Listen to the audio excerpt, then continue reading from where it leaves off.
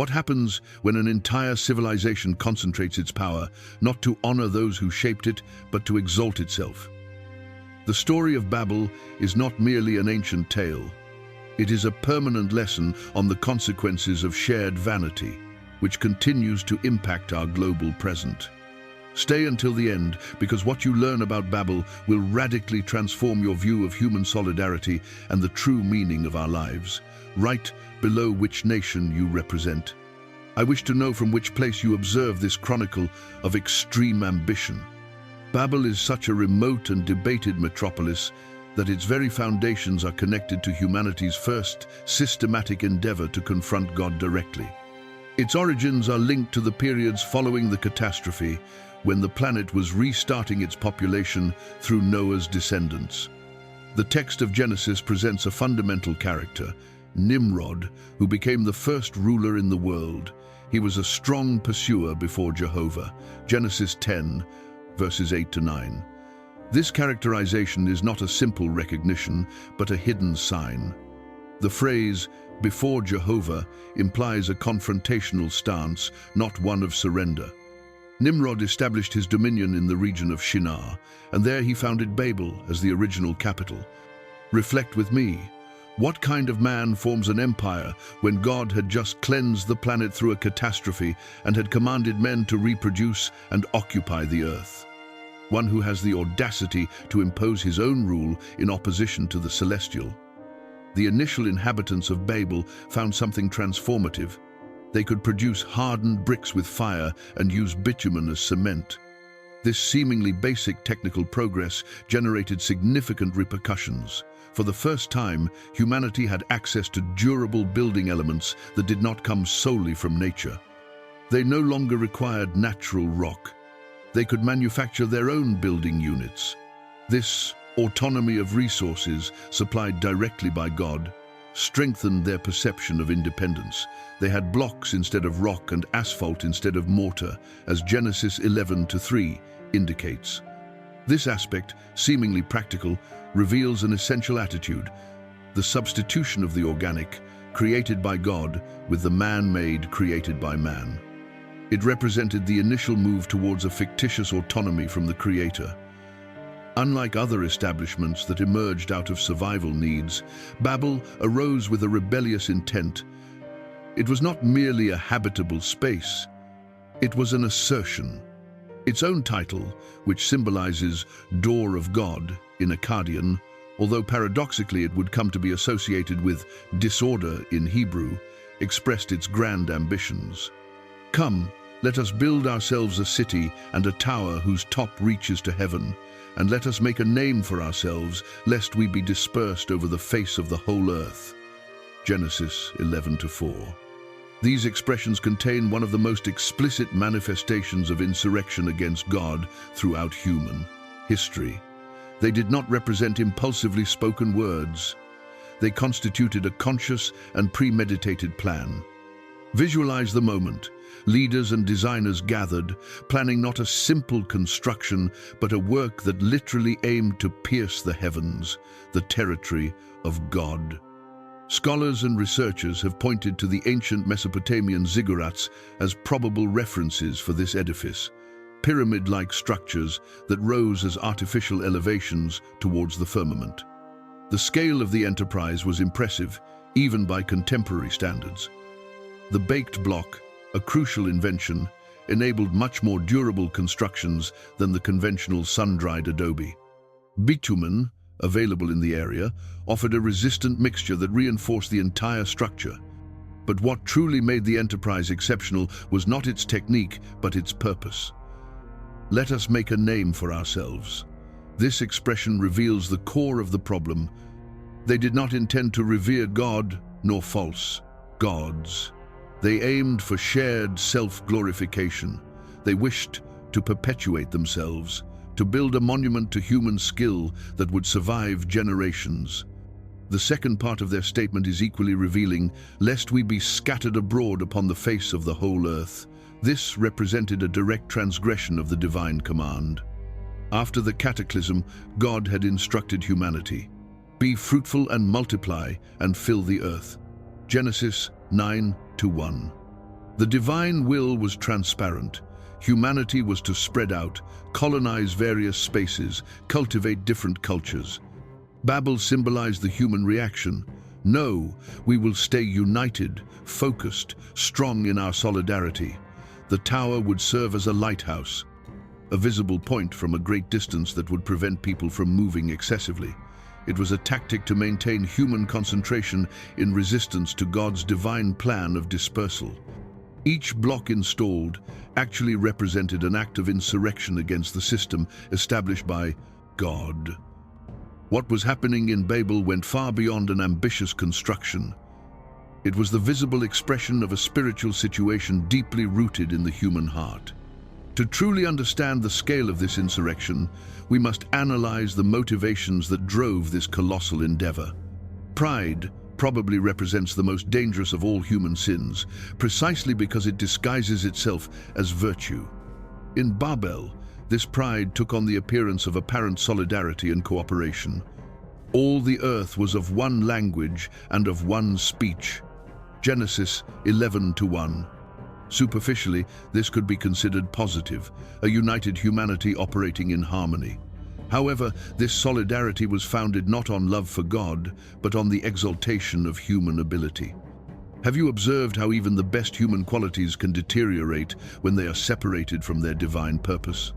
Solidarity, designed by God to manifest his own Trinitarian nature, had been transformed in Babel into a mechanism of insurrection. Cooperation, intended to glorify the Creator through caring for his creation, now served to challenge his authority. The phrase, "let us make a name for ourselves," reveals a deep spiritual insecurity. These men and women, formed to discover their identity and worth in their connection with God, now sought to establish their own value independently of him. They did not wish to be recognized as God's people, but simply as a self-sufficient and self-defined people. This desire for independence from God is the root of all human sin. In the Garden of Eden, the serpent seduced Eve with the promise, "You will be like God." Genesis 3-5. At Babel, this same seduction re-emerged on a shared scale. It no longer represented just an individual seeking autonomy from God, but an entire civilization. Another revealing motivation lay in fear, lest we be scattered. The fear of dispersion expressed a deep distrust in the divine plan.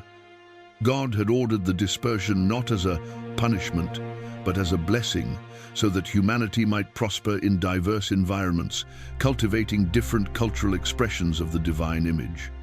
But the inhabitants of Babel considered this dispersion a threat to their power. As the Tower of Babel rose towards the sky, each new level completed fed the pride of its builders. Block by block, floor by floor, the structure grew not only in height, but in symbolic significance. It no longer simply represented a building. It had transformed into the materialization of humanity's deepest aspirations, which sought independence from its creator. The construction must have been an astonishing spectacle. Thousands of workers moving like organized ants, transporting blocks, climbing scaffolding, mixing asphalt. The incessant sound of construction filled the valley, resonating as a challenge to the celestial silence. Contemplate the irony. The higher the construction rose, the more humanity descended spiritually. Each added level represented an additional step away from its creator, attempting paradoxically to approach him through their own efforts. The tower was not merely an architectural achievement. It was a theological statement, a bold assertion that humanity did not require God, that they could attain the divine by their own means. But God observed, "Behold, the people is one, and they have all one language, and they have begun to do, and nothing will be restrained from them which they have imagined to do." Genesis 11:6. This divine contemplation does not express fear of what humanity might achieve, but concern over what they were choosing to do with their solidarity. Human potential, properly channeled, is a reflection of the divine image, but that same potential, when used for pride and rebellion, leads to self-destruction.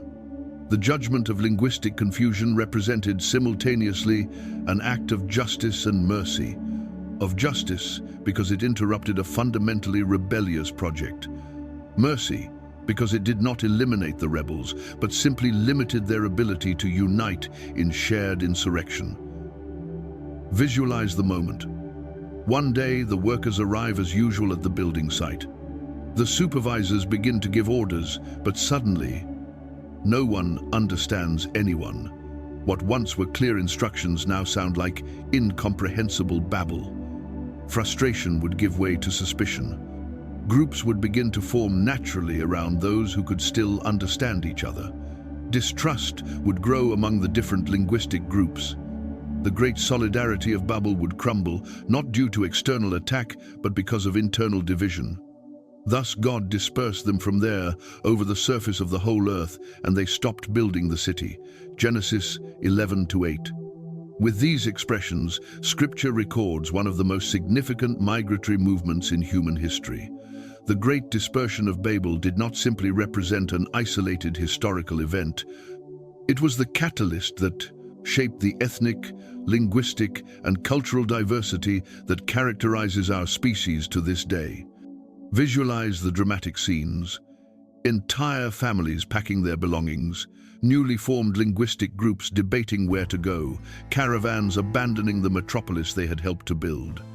The great city that was to be the center of human unification would become a place of separation. What began as an attempt to avoid dispersion ended up accelerating it dramatically. Linguistic confusion not only created barriers to communication, it sowed the seeds of distinct cultural identities.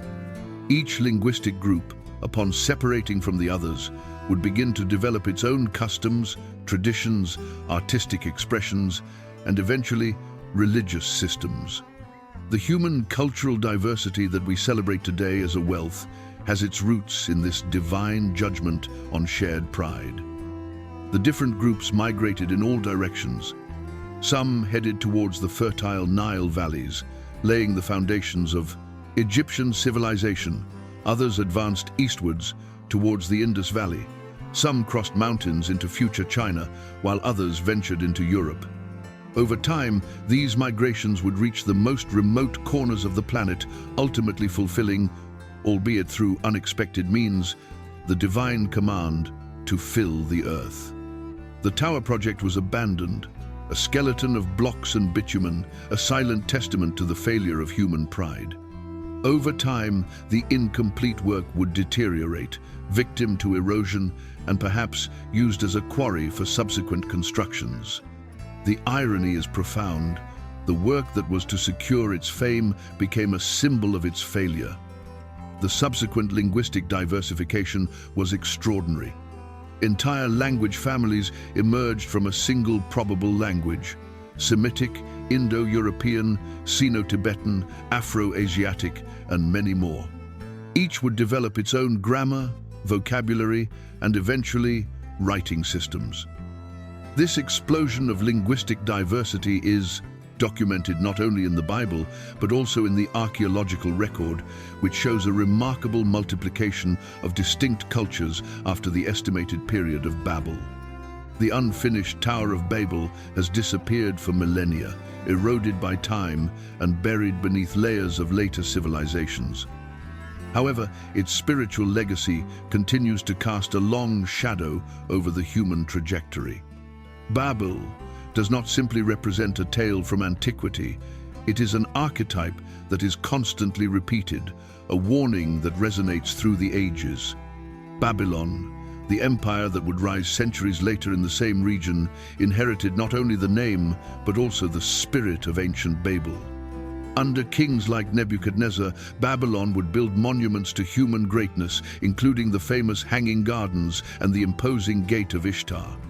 The prophet Daniel would confront this spirit when Nebuchadnezzar erected a golden statue and demanded everyone worship it. Another attempt at forced unification under human authority rather than divine.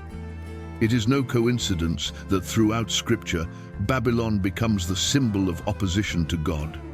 From its first mention in Genesis to its final appearance in Revelation as Babylon the Great, the mother of harlots and of the abominations of the earth, Revelation 17:5, It consistently symbolizes the human system that exalts itself against divine order. The pattern of Babel repeats throughout human history. The Egyptian, Assyrian, Persian, Greek, and Roman empires, each in their own way, sought to recreate the dream of a unified humanity under human authority. The pyramids of Egypt, the Colossus of Rhodes, the Lighthouse of Alexandria, all monuments to the same drive that built the Tower of Babel. The human desire to reach the heavens by their own efforts. In the modern era, this drive has taken new forms. Ideologies such as communism or fascism promise to create perfect human utopias without the need for God. Architectural projects like the Empire State Building or the Burj Khalifa continue our fascination with building ever higher. Modern technology offers new virtual towers that promise to unify humanity without reference to our Creator. The deepest lesson of Babel is that true human solidarity cannot be achieved through autonomous human effort. Our natural tendency towards pride sabotages our best efforts to unify ourselves. The post-Babel trajectory is filled with wars, divisions, and misunderstandings, a constant confirmation that linguistic confusion simply represented the external manifestation of a deeper spiritual division. God's divine response to Babel does not end with confusion. In a beautiful reversal, Pentecost Day offered a preview of the true solidarity that God intends. Suddenly a sound came from heaven like the rushing of a mighty wind, and they began to speak in other tongues as the Spirit enabled them. Acts 2:2-4. At that moment, people from all nations under heaven heard the gospel message in their own languages. The curse of Babel was temporarily suspended, not to promote human glory, but to proclaim God's glory. The Apostle John glimpsed the culmination of this process. A great multitude, which no one could count, from every nation, tribe, people, and language, standing before the throne and in front of the Lamb. Revelation 7-9. In this vision, human diversity is not eliminated but redeemed, with each culture contributing its unique expression of worship. The legacy of Babel teaches us that our fundamental choice is between two cities: Babel, built by human hands for human glory, or the New Jerusalem, whose architect and builder is God. Hebrews 11:10, one crumbles under the weight of its own pride, the other descends from heaven as a divine gift for us. Today, Babel raises crucial questions. Are we building our own towers to make a name for ourselves? Are we seeking independence from God or dependence on Him? When pride builds towers, God confuses the plans.